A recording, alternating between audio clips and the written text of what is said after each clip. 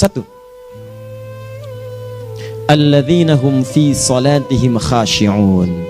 Syarat pertama, kalau ingin mendapatkan surga Firdaus tadi dan kebahagiaannya diturunkan ke bumi, dibawa sampai mati, masuk ke alam kubur lebih bahagia lagi, maka amalan pertama untuk melatih menguatkan iman itu, coba berlatih untuk menunaikan sholat dengan khusyuk.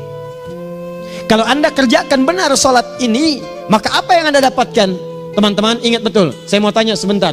Keabadian yang abadi disebut dengan sa'id. Kalau kita ingin turunkan ke dunia percikannya kita dapatkan, usahanya disebut dengan apa? Masih ingat? Aflah itu kalau didapatkan, kata dasarnya apa tadi? Falahun. Lihat baik-baik. Kata Allah dalam Al-Quran tadi, kalau ingin mendapatkan falahun, amalan pertama sholat. Makanya ketika dipanggil sholat, kalimat falah dilekatkan pada panggilan sholat. 5 kali diingatkan. Begitu muadzin kemudian azan memanggil Anda, hayya 'alas shalah. Anda bertanya, ya Allah kenapa kami mesti sholat? Dijawab, hayya 'alal falah. Yuk, pagi ayo. Yang sejati datang sini. Belum dapat sujud, belum dapat ruku, saya berikan. Makanya ketika orang sholatnya benar, dia akan mendapatkan 5 keutamaan. Saat di dunia nih, belum ke akhirat, 5 keutamaan yang tidak diberikan pada orang yang tidak sholat. Atau orang sholat tapi sholatnya nggak khusyuk. Sebab syarat mendapatkannya khusyuk. Alladzina hum fi sholatihim khasyi'un. Bukan alladzina hum fi sholatihim saja, tapi ada kalimat khasyi'un. Artinya yang tidak khusyuk saja nggak akan dapat, apalagi yang nggak sholat. Apa yang 5 ini? Lihat baik-baik. 1, orang yang sholatnya benar, pertama kali sebelum mendapatkan kebahagiaan hakiki dari Allah Subhanahu wa Ta'ala, akan dirubah dulu perilaku hidupnya menjadi perilaku yang lebih baik. Kalau orang itu sholatnya benar, maka sholat itu akan melatih dia untuk berubah, bertransformasi jadi orang baik. Itu ada di Quran surah ke-29 ayat ke-45. Innas sholata tanha anil fahsya'i wal munkar. Sumber keburukan cuma 2, kalau bukan fahsya itu munkar. Maaf, pornografi, porno aksi, LGBT, kata-kata jorok, kotor itu fahsya. Di orang sholat kata Allah mustahil berkata-kata kotor. Orang sholat tidak akan pernah mencela. Orang sholat tidak punya kata-kata jorok. Jadi kalau ada sekarang orang yang sholat senang mencela orang lain, itu berarti ada masalah dalam sholatnya. Dan dia belum dijamin sebagai ahli surga terbaik. Dan hidupnya nggak bahagia. Nggak bahagia. Aneh nih. Sholat tapi senang celah orang. Aneh. Aneh. Yang paling bahaya adalah menikmati celahannya. Itu yang paling aneh. Anda ngaji. Anda ikut taklim. Taklimnya sesuai Quran, taklimnya petunjuk sunnah. Anda sholat, Anda puasa, tapi Anda masih senang mencela orang lain dan menikmati celahan itu. Kalau nggak mencela, kayaknya nggak komplit kehidupan. Maka ada yang salah dengan ibadah Anda. Ada yang keliru. Karena mustahil taat bertemu dengan maksiat, itu mustahil. Mungkar, keburukan yang diingkari oleh hati, sumbernya nafsu perut dengan akal. Bohong, mencuri, menipu, membunuh, merampok, membegal, mabuk dan sebagainya. Itu namanya mungkar. Orang sholat gak mungkin mengerjakan mungkar. Jadi kalau sholat kita benar, cukuplah Anda sholat, maka Anda akan jadi orang baik. Makanya kata Nabi, Anda punya anak dari kecil ajarin sholat. Sholat, kalau naik jadi balik, kerjakan terus. Kasih pelajaran membuat dia mengerti. Kalau masih susah, berikan pelajaran. Ini sering diterjemahkan dengan memukul. Mukul di Arab beda dengan konteks mukul sekarang. Mukul di Arab tuh ngasih pelajaran supaya ngerti. Anda bisa terjemahkan dengan konteks lain. Uang jajannya tahan, yang kesukaannya simpan dulu. Bisa dengan konteks kekinian, tapi poinnya, kenapa anak Anda dari kecil ajarin sholat, sampai kenalkan dengan masjid, ajari 3 tahun bawa ke masjid, kenalkan dengan masjid, gak ada masalah lari-lari itu sebelum waktu sholat. Kenalkan dulu. Dulu orang-orang tuh begitu, sebelum waktunya dikenalkan, jalan, begitu lari, biarin dulu. Setelah itu diberi pengertian, nah ini bukan tempat berlari, yang berlari di sana nanti, yang di sini nanti akan ada orang-orang baik semuanya. Terus Anda lihat berbaris, baris rapi. Kalau pengen baik ikutan baris nanti. Terus nanti ada yang mimpin di depan, namanya imam. Imam itu siapa ya? Tetangga kita bukan yang Pak Imam, bukan. Bukan. Kalau tetangga kita namanya Imam S. Arifin. Kalau yang ini imam sholat namanya. Imam sholat itu nanti akan pimpin menyembah Allah. Allah siapa ya? Allah itulah yang memberikan ayah rizki. Allah itu yang memberikan ayah rizki sehingga bisa beli tobot buat kakak, beli robokar poli, ini yang poli, ini yang embers, ini yang heli, ini dulu kakak semuanya tuh yang kasih Allah. Nanti kalau kakak bagus bisa ikut rapi di sini, Allah akan senang, akan ditambah lagi oleh Allah. Oh begitu ya, datang begitu caranya. Ini bukannya waktu sholat belum dikenalin, tadi bawanya main-main di masjid. Bahkan ada yang agak repot lagi, di rumahnya susah diatur, dibilang kamu ini susah diatur, main sana ke masjid, disuruh main, ya main di masjid. Yang salah bukan anaknya, orang tuanya. Apa rahasianya anak itu disuruh ke masjid, suruh sholat? Rahasianya, begitu anak itu sholat dengan baik, maka dia akan tumbuh jadi anak baik di kemudian hari. Itu maksudnya. Nah, sekarang saya agak bingung ini, pendidikan TK sekarang salah sih? Enggak, cuma saya agak bingung mikirnya. Ini anak belum diajarin sholat, udah diajarin manasik. Itu bagaimana cara berpikirnya Ferguson? Agak repot saya mikirnya tuh. Ya, walaupun salah sih enggak, cuma saya bingung gitu. Kenapa nggak dikerjakan tahap yang pertama dulu? Tangga itu kan berurutan, nggak bisa Anda lompat langsung ke 5. Kan 1, 2 belum terlewati. Jelas ya? Ah, ini gambarannya sholat nih. 1 pasti baik. Ini kalau sekarang sholat, lisan belum baik, mata belum baik sampai ke kaki, berarti ada yang salah sholatnya tuh. Ada yang nggak tepat. Tangan sembarangan, snack orang ngambil. Awas. Tuh sendal orang, mau wudhu nggak ada sendal, pakai sendal orang. Udah bilang belum? Kehujanan pakai payung orang. Udah bilang belum? Ya kan gampang Ustaz. Ini kan juga mungkin diikhlaskan karena Allah. Ya ikhlas, cuman pakainya belum minjam. Bagaimana kalau sedang pegang payung itu keluar, Anda meninggal? Nah, coba mikirin ke situ. Coba ke kantor. Kalau didorong proyek yang nggak jelas, minta tanda tangan, pikirin dulu bagaimana kalau meninggal. Kemarin saya sama teman-teman artis saya katakan begini, Anda ya, kalau Anda mengaji dengan saya, jangan pernah menerima peran maksiat. Walaupun itu sekedar adegan, tapi itu maksiat. Kalau bayangkan ketika Anda memerankan itu, Anda diwafatkan oleh Allah Subhanahu Wa Taala. Maka demi Allah saya katakan tidak ada faedahnya Anda ngaji sekarang, ngaji besok. Ketika Anda menerima peran itu, Anda wafat dalam keadaan bermaksiat di hadapan Allah Subhanahu Wa Taala. Maka saya pun katakan pada Anda, ayo belajar yang betul, pahami, bangun sholat, belajar, dalami seperti orang tua kita dulu. Tinggalkan nyontek, budaya yang nggak jelas. Rasakan ketika nyontek Anda wafat, apa yang Anda dapatkan? Di Libya itu kalau nyontek, di Libya ya, saya pernah sekolah di Libya nih, itu kalau nyontek dibiarin aja dulu. Dan rekornya 100% ketahuan. Begitu sudah selesai, cuma jeda 2 jam, langsung ada panggilan. Si Fulan silahkan datang ke kantor. Apa yang disediakan di kantor sudah siap. Anda diberi waktu 2 jam dari sekarang, siapkan beres-beres koper Anda. Di sini tertulis Anda akan pulang. Tiketnya sudah lengkap, dikawal 2 orang. Dituliskan di situ anak ini nyontek gak boleh kembali ke sini. Libya. Gak ada, zero tolerance bagi yang seperti itu, keluar. Kami gak terima di sini. Harusnya begitu. Gak ada faedahnya. Yang kita butuhkan amalan dari ilmu, bukan nilai-nilai itu sementara. Gak ada. Sudah. Nah ini akhirnya begini kualitasnya nih. Tertulis di ijazahnya bagus, cum laude, IPK-nya 4, tapi gak ada aplikasinya. Yang pintar banyak, kita butuh yang baik, pintar yang baik. Sekarang yang pintar banyak, kepintarannya dipakai untuk nipu orang. Itu yang bahaya. Ahli hukum banyak yang dihukum. Ahli ekonomi tidak bisa mengangkat perekonomian. Apa yang salah? Apa yang salah? Ini yang jadi persoalan. Tapi dasar manusia, begitu di sidang mulai pakai peci, pakai baju koko, pakai tasbih, ada yang pakai kerudung. Luar biasa. Nih, 2. Orang kalau sholatnya benar, Allah akan berikan ketenangan dalam jiwanya. Tenang hatinya. Jangankan musibah kecil, musibah paling besar pun tenang aja dia. Tenang, dia paham rumusnya. Allahu Akbar. Turun Quran. Surah ke-13 ayat ke-28. Ala bidzikrillahi tatmainnul. Yakinkan pada dirimu, zikir kepada Allah membuat hati tenang. Di antara turunan zikir amalannya adalah sholat. Dari mana taunya? Quran surah ke-20 ayat ke-14. Innani anallahu la ilaha illa ana fa'budni wa aqimis salata lidzikri. Saya Allah, kata Allah ke Nabi Musa. Tidak ada Tuhan selain saya, sembah saya. Bagaimana menyembahmu ya Allah? Tunaikan salat sebagai zikir kepada saya, zikir. Nah, maka kalau Anda sedang tidak tenang, ayo ke masjid. Banyak zikir itu, baca Quran zikir. Quran surah 15 ayat 9. Inna nahnu nazzalna dzikra. Kami turunkan Al-Quran sebagai zikir. Jadi kalau Anda sedang baca Al-Quran, Anda sedang berzikir. Ibu kalau sedang gak tenang, Bu, gelisah, gak enak, gak usah mengeluh, apalagi bikin status gak karuan. Ibu wudu, ambil mushaf baca. Begitu sedang baca ada ketenangan dalam jiwa. Berdoa, zikir. Kalau sedang gak tenang, besok ada proyek, doa dulu. Doa itu memberikan ketenangan. Makanya doa disebut dengan zikir. Quran surah ke-7 ayat 205. Wadhkur rabbaka fi nafsika tadarruan wa khifatan wa dunal jahri minal qaul. Ayo berzikir, minta kepada Allah dengan segenap jiwamu, mohon dengan penuh ketawaduan. nanti ketenangan diberikan. Menghafal Quran, baca itu zikir. Quran surah ke-54 ayat 17, 22, 32, 40. Walaqad yassarnal Qur'ana lidzikri fahal mim mudzakir. Menyebut nama Allah, Al-Asmaul Husna itu zikir. Sedang ada persoalan, ya Allah, ya Allah, ya Allah, ya Rahman, ya Rahim, ya Malik, ya Qudus, ya Allah, ya Allah, ya Allah, ya Allah. Zikir.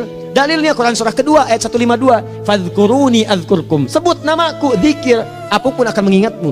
Gimana menyebutnya? Ditafsir di Quran surah 17. Ayat keberapa? 110. Qulid Allah awid Rahman ayyamma tad'u falahul asmaul husna. Sebut nama Allah. Itu menenteramkan pada jiwa. Sedangkan sholat gabungan dari semua zikir tadi. Bukankah dalam sholat Anda baca Al-Quran?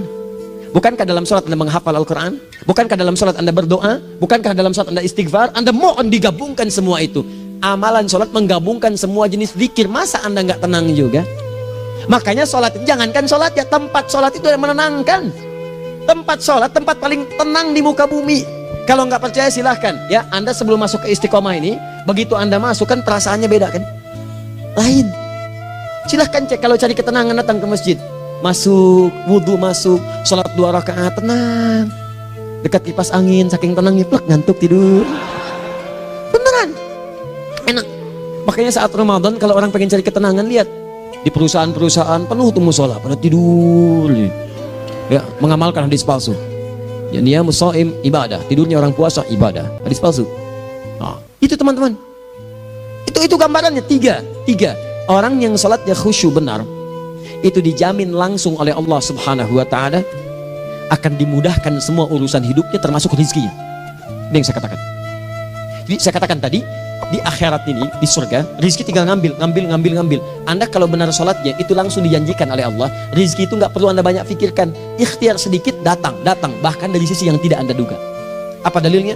Quran surah ke-65 ayat 2 dan 3. Ditafsir di Al-Baqarah ayat 2 dan 3. Wa may yattaqillaha yaj'al lahu makhraja. Ada orang yang meningkatkan takwanya kepada Allah, kami mudahkan urusan hidupnya. Setiap persoalannya diberikan jalan keluar, mudah. Solusi. Setiap ada problematika, ada solusi. Wa yarzuqhu min haitsu la yahtasib. Dan kalau dia ingin mendapatkan rezeki, bahkan kami kirimkan dari sisi yang tidak dia duga. Orang lain capek ini, datang lagi tawaran proyek, datang lagi. Utsman tuh masya Allah kayanya banyak, tapi yang paling dirindukan bukan saat mendapatkan peningkatan omsetnya, yaitu saat dia mendapatkan waktu khusus dengan Allah untuk sholat malam hari, sampai-sampainya sempat sholat tahajud sampai khatam Al-Quran. Abdurrahman bin Auf demikian, Tamim Ad-Dari demikian, sholat karena tahu sholat itu meningkatkan rizki, karena tahu kuncinya ada di situ. Allah yang punya rizki, disebut dengan Razzaq, pemilik rizki. Maka saya harus punya hubungan dekat dengan Allah. Kalau sudah punya hubungan dekat, mau apa aja gampang. Belum minta udah diperhatikan. Silahkan cek, Anda punya hubungan baik dengan bos Anda di kantor ya, sebelum Anda minta, beliau udah pikirin tuh, telepon bendahara, dia udah ngambil belum gajinya? Belum Pak, tambahkan bonus sekian. Kenapa? Karena dia mengawasi Anda. Allah maha tahu dibandingkan dengan bos Anda. Mendekat kepada Allah, semua diperhatikan oleh Allah. Siapa orang takwa itu? Kalimat takwa pertama di Al-Quran Al-Baqarah ayat 2, amalannya ayat 3. Dzalikal kitabu la raiba fihi hudal lil. Siapa muttaqin itu? Ayat 3-nya. Alladzina yu'minuna bil ghaib wa yuqimunas shalah. Gampang. Kalau pengen mudah hidupnya gampang. Biaya nggak mahal, tenaga nggak banyak, tingkatkan takwa nih. Jadi kalau hidup Anda masih susah, di kantor champion, di rumah tangga bermasalah terus, atau sebaliknya, maka boleh jadi kalau gelar Anda tinggi, harta Anda banyak, tapi selalu punya masalah, bukan Anda kurang hebat, bukan Anda kurang kedudukan, bukan Anda kurang kaya, Anda kurang takwa. Dan yang paling dahsyat, mungkin sholat Anda belum berkualitas. 4. Orang yang sholatnya benar, khusyuk dia, bahkan saat sholat itu kalau dia minta, maka seketika doanya akan dikabulkan tanpa diskusi, langsung seketika. Contoh Quran surah ketiga ayat 38 sampai 39. Demi Allah saya katakan, Nabi Zakaria punya masalahnya pelik, sudah berumah tangga, istrinya divonis monopos, maaf bahkan mandul, gak mungkin punya keturunan. Maka apa yang beliau kerjakan? Secara singkat beliau sholat. Begitu sholat minta kepada Allah. Hunalika da'a Zakaria rabbah. Di mihrab itu beliau bermohon kepada Allah, bermohonnya sambil sholat. Qala rabbi habli min ladunka dzurriyyatan thayyibah innaka sami'ud du'a. Ya Allah, mereka katakan saya nggak mungkin punya keturunan.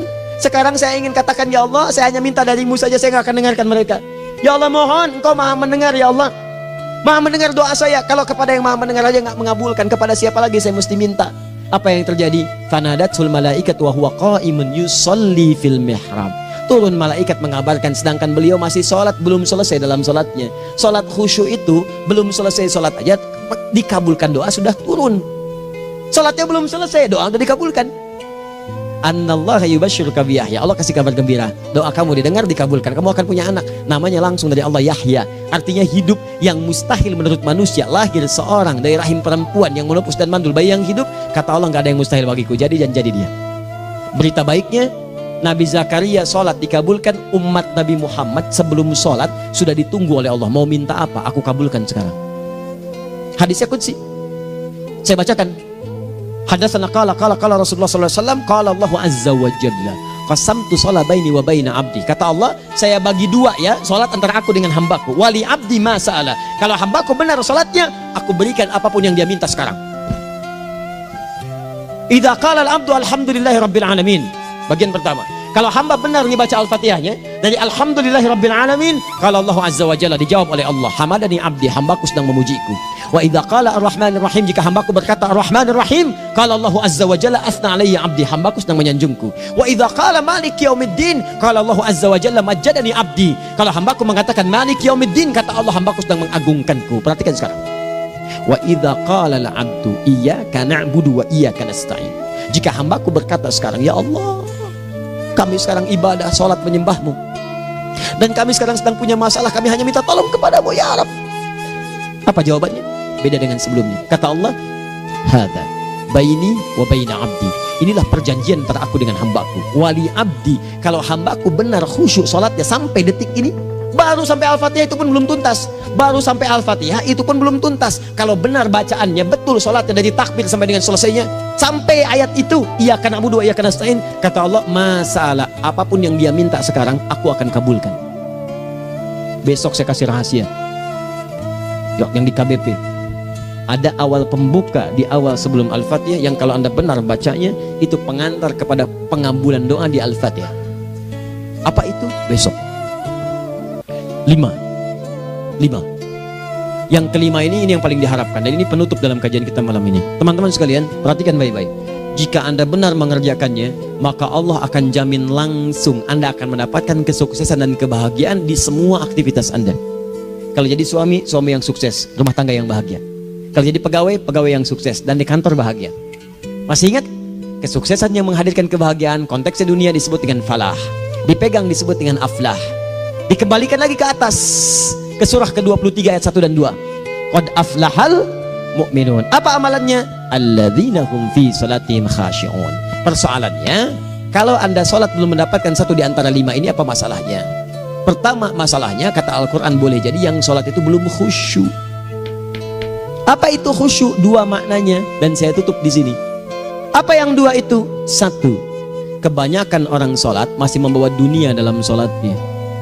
Makanya kalau pengen khusyuk, kata Allah, maka anda rasakan akan bertemu Allah. Rumusnya Quran surah kedua ayat 45 sampai 46. Rasakan secara singkat, mungkin itu sholat terakhir yang anda akan kerjakan dalam kehidupan. Mungkin di sholat itu anda wafat. Kata Allah, alladzina yadhunnuna annahum mulaqu rabbihim. Orang khusyuk itu sudah kelihatan dari sebelum sholat, dia sudah merasa persiapan menghadap Allah. Persiapan ke manusia aja, dia sudah siap-siap, mandi dulu, ganti pakaian, pakai parfum, macam-macam dan sebagainya, hanya memenuhi undangan manusia. Allah mengundang anda 5 kali dalam sehari. Ya maaf, mengabulkan doa anda, mencukupkan kebutuhan, menyembuhkan kalau sakit, disiapkan anda. Harusnya apa? Penampilan sempurna. Kata Quran, orang khusyuk itu kelihatan sebelum sholat, pakaiannya kelihatan. Quran surah 7 ayat 31, ya bani Adam khudhu zinatakum inda kulli masjid. Hai anak cucu Adam, kalau tiba panggilan dari masjid, kenakan pakaian terbaikmu. Di anak cucu Adam tuh kelihatan. Kalau orang khusyuk, begitu azan kelihatan pakaiannya lain, pakaiannya indah. Khudhu zinatakum, kenakan pakaian terbaikmu. Dipakai, bertemu Allah, bertemu manusia aja pakaian bagus-bagus. Ini aneh ya, ada orang salah ibadah aja, orang salah ibadah pakaiannya bagus-bagus. Lihat nih hari-hari tertentu, besok tuh orang mau ke tempat masing-masing tuh, ada yang pakai jas, pakai dasi, pakai batik, pakai kebaya, anaknya dibawa, dikuncir 2, bawa manisan macam-macam. Mau salah ibadah aja tampilan bagus. Masa antum yang benar ibadahnya nggak bagus?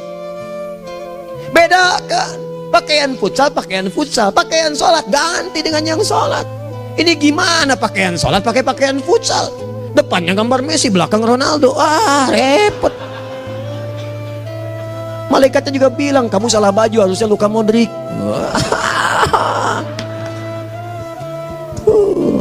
Hafal saya. Ayo mau tanya apa? Mourinho dipecat saya tahu. Lagi nganggur sekarang, ditawarin Benfica dia nggak terima. Sekarang jadi dia komentator di beIN Sport. Nanti sebentar lagi dia akan komentar di laga Saudi dengan Qatar dan komentar laga Arsenal dengan Ipswich. Digantikan oleh Solskjaer. Dia super sub dulu. Ya, super sub. Ya, the baby assassin, ya pembunuh yang berwajah baby face. Masuknya di akhir-akhir, gol. Sekarang melatih dia 5 kali kemenangan, belum kalah sama sekali. Saya hafal itu. Tapi masih di urutan ke-6, tapi jaraknya ke yang keempat itu tinggal 3 poin lagi. Hafal saya. Liverpool tahu cuma 4 poin sekarang bedanya, kemarin 7 kalah 2-1 sama Manchester City. Walaupun banyak analisis yang menyebutkan mungkin itu diberikan saja gitu kan, karena ada yang lain-lain. Hafal kedua Manchester City, hafal saya. Ayo mau tanya apa lagi? Tottenham Hotspur ke bawahnya, ada Chelsea, ada Arsenal, baru kemudian Manchester United. Liga Italia, wah udah gak kekejar Juventus. Ya, apa lagi? Dan seterusnya lah. Gak ada ujungnya bahas yang begituan. Jelas ya? Maksud saya, Anda tanya itu saya jawab. Tapi tidak menghilangkan ibadah kita yang lain. Dan apa ruginya? Ya tahajud dah. Apa yang bisa dikerjakan besok, lihat besok. Ya kan tahajud kan bisa besok. Ada orang tahajud jam 10 pagi? Gak ada. Lebih baik Anda kerjakan malam tahajud.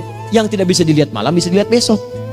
Cara berpikirnya bagaimana kalau besok meninggal? Gak kesampaian teman-teman sekalian, gak kesampaian. Nah maka dari itu Anda kalau mau ada panggilan sholat, siap-siap baju yang bagus, itu sempurnakan. Anda panggilan orang mandi, panggilan Allah buka Quran surah 5 ayat 6, sempurnakan wudhu. Ya ayyuhalladzina amanu idza qumtum ila shalah faghsilu wujuhakum, wudhu yang baik, berpakaian yang rapi. Kenapa? Karena boleh jadi saat dipanggil Anda wafat saat itu. Maka wafat Anda dalam keadaan yang suci, dengan keadaan tobat, dengan pakaian terindah pada saat itu. Yang kedua, maaf, orang-orang kurang khusyuk itu saya tutup. Yang kedua itu karena kebanyakan orang sholat tidak paham, tidak mengerti apa yang dibaca dan dilakukan dalam sholatnya. Jujur pada diri sendiri, jawab pada diri Anda. Sampai sekarang Anda sholat, berapa persen bacaan sholat yang Anda pahami? Jangan-jangan selama ini Anda sholat ribuan kali sujud, ribuan kali ruku, gak ada yang paham yang dibaca. Sekian persen yang paham. Bagaimana sholat Anda bisa khusyuk? Pekerjaan Anda dipahami, urusan akhirat Anda gak dipahami. Di mana cara berpikirnya? Aku yang bagaimana atau engkau yang harus bagaimana? Ya, coba berubah. Nah ini baru satu amalan, belum yang lainnya. Ada 5 amalan lagi yang kalau kita bisa turunkan itu, selain sholat yang khusyuk, maka jaminan tadi akan datang. Baru sholat khusyuk aja 5 datang, apalagi ditambah dengan 5 amalan lainnya lagi. Demi Allah saya katakan, dunia kecil sekali, gak ada nilainya. Akhirat aja enak, nikmat. Saya ketemu Ustaz Arifin beberapa waktu lalu, dan kita doakan semoga Allah berikan kesembuhan, kesehatan. Saya datang, biasa kita adamin berdoa, duduk.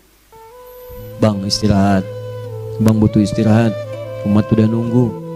Dah gak usah mikir yang lain, karena beliau cerita masjid, cerita zikro, cerita mana. Ya insya Allah, nitipin ini, nitipin itu dan seterusnya. Dan yang paling indah adalah, bang kita saling panggil weekend. Nikmat, gak ada yang senikmat ini. Zikir, Allah, doa. Nah bayangkan sakit tapi masih nikmat gitu. Nikmat. Iya bang, saya paham. Istirahat dulu. Banyakkan nanti orang jengkuk. Saya pamit dulu ya, supaya bisa istirahat, supaya tenang. Lama kita pegangan tangan, ngobrol, saling mendoakan. Itu nikmat. Dan cara berpikirnya kalau sudah pakai iman, semua nikmat. Ada uang nikmat, gak ada uang nikmat, sakit nikmat. Karena cara berpikirnya lain. Nanti kita bertemu lagi, saya terangkan pada Anda. Dan saya contohkan satu kisah. Bahkan ketika ada orang yang diuji Allah dengan ujian yang sangat luar biasa, yang menurut sementara orang itu ujian sangat luar biasa menggetarkan jiwanya dan susah untuk bertahan, tapi orang ini nikmat saja menjalaninya. Nikmat. Ada yang di rumah tangga, ada yang di macam-macam. Contohnya banyak. Satu contoh saya berikan di malam ini. Sekali suami istri, wah luar biasa. Istrinya itu cerewetnya Pak, bukan cuma cerewet, ngeselin bagi suaminya. Maaf Bu ya, bukan ibu maksudnya. Jadi semua yang dikerjakan suami salah. Pengen mangga, ayah kalau kita sekarang dibeli mangga, kenapa mangga yang ini? Saya pengennya mangga yang lain. Belikan mangga, kenapa beli mangga aja? Jeruknya mana? Jeruk, semua. Pokoknya semua yang kerjakan suami salah. Tapi suami tidak pernah mengeluh. Ini kerjakan, itu kerjakan. Satu kali, perhatikan cara memandangnya. Ketika iman sudah masuk ke dalam jiwa, kata temannya, akhi, istri kamu ini begini, nyusahin kamu. Kenapa kamu gak cari yang lain? Kan gampang, ada syariat. Udah pisahin aja, cari yang lain. Kamu tenang ibadah. Apa jawabannya? Hey, Allah sudah turunkan surga ke saya lewat dia. Kenapa kamu meminta saya untuk menjauhinya dan meninggalkan surga saya? Di cara melihat dia, bukankah ketika ada berbagai keluhan saya sabar? Bukankah sabar mendekatkan saya ke surga? Allah kirimkan tipikal istri seperti ini supaya mendekatkan saya ke surga. Dengan itu kan saya banyak pahala. Saya sabar, pahala banyak. Sudah Allah berikan pahala kepada saya, kamu malah nyuruh saya untuk berpisah dengan pahala itu. Perhatikan cara berpikirnya, indah. Kalau rumah tangga seperti ini semuanya enak gitu. Suaminya biasa-biasa, istrinya cantik luar biasa. Begitu berdandan kelihatan, kata suaminya, Masya Allah, wajahnya tak berpaling, mata tak berkedip. Kata istrinya, ya zauji madzabik, sayang kamu kenapa? Wallahi syakiran lillah bihadari, demi Allah aku bersyukur mendapatkan istri secantik kamu.